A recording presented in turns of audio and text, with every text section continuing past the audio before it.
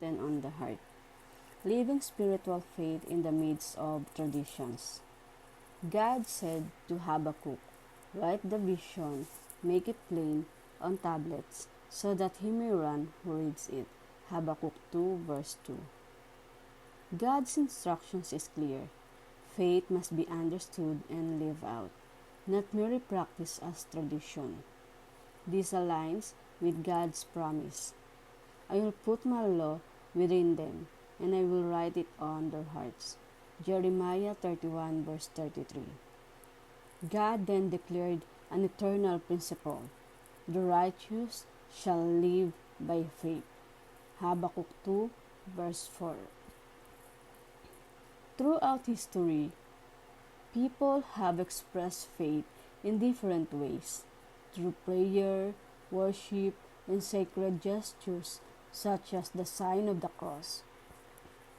This practice can be meaningful, but Scripture teaches us clearly.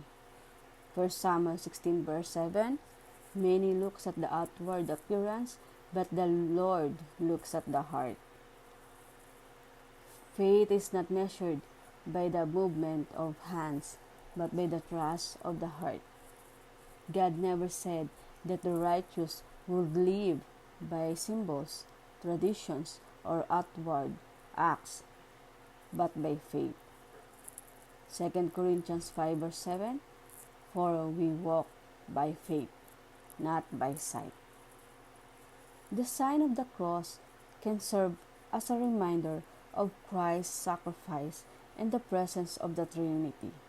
However, when ritual replaces obedience and gestures replace a genuine relationship with God, faith loses its depth. Jesus warned.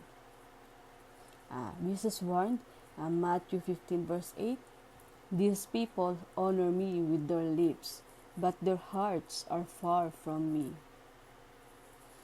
There was an elderly woman who attended church daily. Her gestures during the sign of the cross were precise, and her prayers were memorized. Yet she was known for her pride and lack of compassion. In contrast, there was a quiet man who rarely spoke in church. His prayers were imperfect, and he did not always know the correct rituals.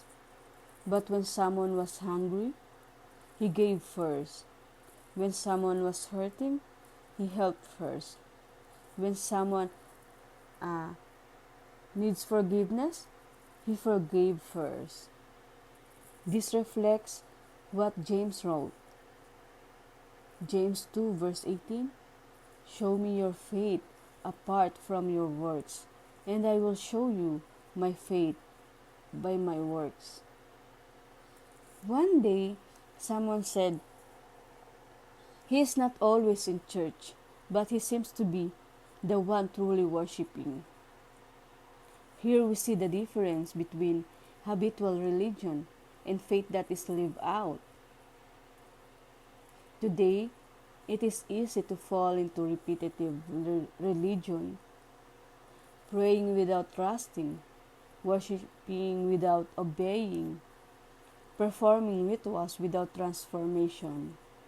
Yet, Scripture reminds us, "Not everyone who says to me, 'Lord, Lord,' will enter the kingdom of heaven, but the one who does the will of my Father." Matthew 7 verse 8. Habakkuk teaches us that the true faith stands firm even when God seems silent. Faith means trusting even when answers are unclear, Proverbs 3 verse 5. Remaining steadfast when justice seems delayed, Isaiah 40 verse 31. Obeying even when understanding is incomplete, Romans 8 verse 28. Thus, Habakkuk declared, "Though the fig tree does not bud, yet I will rejoice in the Lord." Habakkuk 3 verse 17 to 18. How do we live with a spiritual, heart-centered faith. Practice rituals with awareness and prayer, not mere habit. Colossians 3 verse 17. Connect prayer with obedience and transformed living.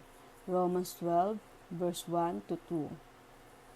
Let faith be seen through love, humility, and justice. Micah 6 verse 8. Live faithfully when no one is watching. Matthew 6 verse 6. Symbols have value, but a heart that obeys God matters more. John 4 verse 24. God is a spirit, and those who worship Him must worship in spirit and truth. The real question is not whether we practice rituals, but whether we'll live by faith. We'll live by habit or by a faith that flows from the heart. This is the message of God from John 4 verse 24. God is a spirit, and those who worship Him must worship in spirit and in truth. Thank you, and God bless.